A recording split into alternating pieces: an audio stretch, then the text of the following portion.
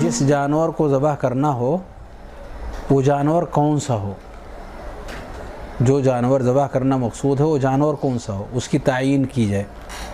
کس طرح کے جانور کو قربانی کے لیے ذبح کیا جا سکتا ہے۔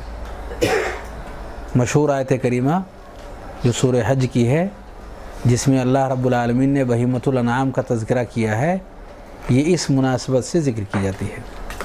بہیمۃ الانعام، عبداللہ بن عباس رضی اللہ عنہما نے اس کی تفسیر میں چند جانوروں کا نام لیا ہے، جس میں سے ایک جانور ہے اونٹ، نر اور مادہ، اور اسی طریقے سے گائے نر مادہ، اور غنم یعنی بھیڑ بکری دمبا وغیرہ سب اس سے غنم کے کلمے کے اندر داخل ہیں، نر اور مادہ۔ یہ تین قسم کے جانور ہیں، اونٹ، گائے اور بکرا، جس میں دمبا اور بھیڑ داخل ہیں۔ تو یہ تین قسم کے جانور ہیں جن کو بہیمۃ الانعام کہا گیا ہے۔ ان جانوروں میں سے کوئی بھی جانور میسر ہو، چاہے وہ نر ہو یا مادہ، اس کی قربانی مشروع ہے، کیونکہ اللہ رب العالمین نے قربانی کرنے کے حوالے سے جو وصف ذکر کیا ہے، اس وصف کے تئیں یہ تمام طرح کے جانور اس کے اندر آتے ہیں۔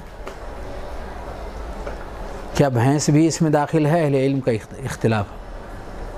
گائے کے تفسیر میں کیا بھینس بھی داخل ہے؟